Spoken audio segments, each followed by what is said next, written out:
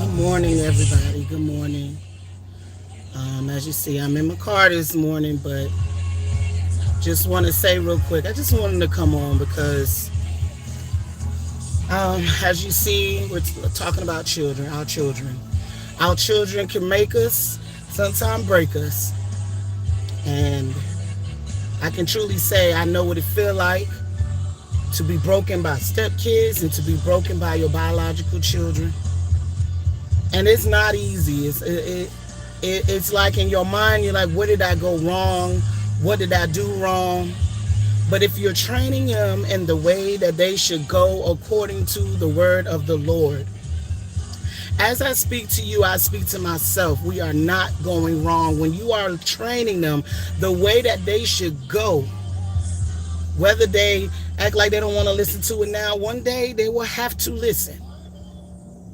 We have to also remember, as I'm talking to you, like I said, I'm talking to myself, but we have to also remember that these are not our children, that these children are God's children. See, the Bible already spoke on in the Deuteronomy, and especially in the Old Testament, how the days will come where children will be against parents, mother against sons, sons against the fathers, fathers against daughters, all of that. All these things that we are experiencing, that we go through with these children, this is not new. See, these children are hard-headed. These days, this generation is not the way we grew up. We grew up where we can get a whooping and we don't have to put our hands on our parents, because if we did, we know our backside would be broken. But now these children are at the point where they think they can raise a gun at us. They think they could raise your hand. They could raise their hands at us. They could put hands on us. They think they can call the police and try to put us in jail because we gave them a spanking. These children don't really realize the rude awakening that is coming for them in this time. Satan is after these children. It is very important that we stay in prayer, even though we got to remove ourselves sometimes. Sometimes we have to remove ourselves from these children and let them fall and stop always trying to catch them and do for them and not letting them learn. We have to remove ourselves sometime.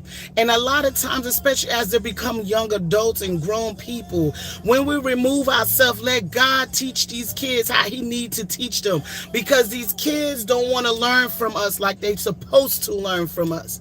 This generation that we are in is a time that these children are in, the time of wickedness and evilness. As you see, more and more students are going out here and they're bombing schools. They're out here. They're shooting up schools.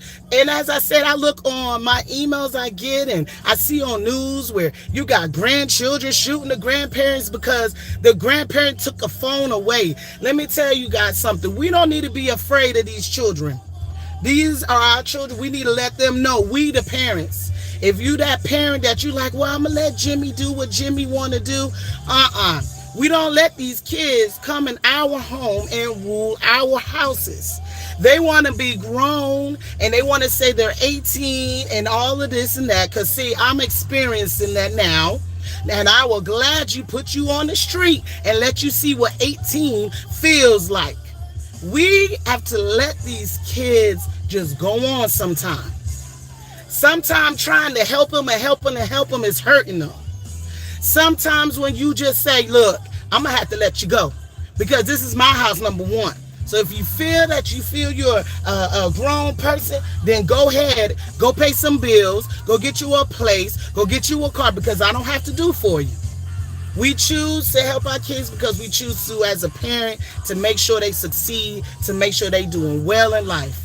But these days, these kids are they're just so hard-headed. I'm telling y'all. As I said in the beginning, I have stepchildren and I have biological children as well. Now, recently, I've been hurt by the biological one. And I'm at the point, I said, God, you know what? All these are yours. Because they're not going to kill me. They're not going to kill me.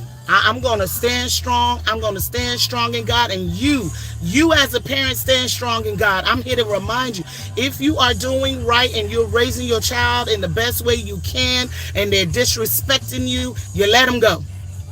If it's time to let them go, let them go. It's hard. It's hard because we don't want to see them fall. We don't want to see them not succeed. We want to see them go to school and college and graduate and get married and have a family and do well in life. But if they don't want to take it, then oh well.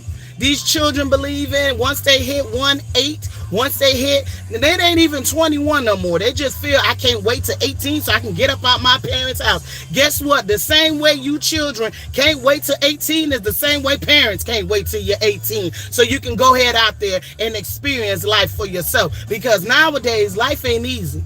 We got adults who have to come back to their parents because they can't afford rent. Rent almost $1,500 for 2 bedrooms, if that, maybe $2,000. And they don't understand. They don't understand what's out there in life. So I'm just reminding y'all, I just want to say real quick, stay encouraged, keep praying for them, but if you got to let them go, then let them go. It is what it is. And that's the point I'm at. It is what it is. I'm going to continue to do what God say. You continue to do what God say.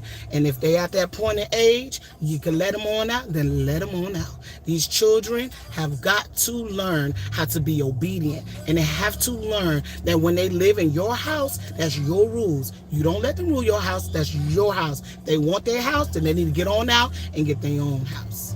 So I just want to remind us that when we're dealing with these children, one, the Bible already said all of these things was going to happen with children because of the evilness and the wickedness and sin in the world. So we already know that they're going to be defiant and disobedient as time go on and on. It's just going to get a little worse probably. But you just stand strong. Stand strong. God is with us with these kids. Some going to pick the path of not good and some going to pick the path of good, whether we chose to raise them with a whooping or not, or whether we chose to raise them right, or even if they weren't raised right. It's all a choice in the end. It's a choice of if they want to live right or not. So this has encouraged me a little bit because, like I said, I'm just recently experiencing even more with these children. I'm telling you, hurt, disappointed, betrayed, all of it in one is the feelings that I feel. But God is with me. God is with me. And I know that my husband and I did our best. We raised them as best as we can, and the rest is on them. And that's how you should be. So you stand strong. Don't worry about what these kids doing.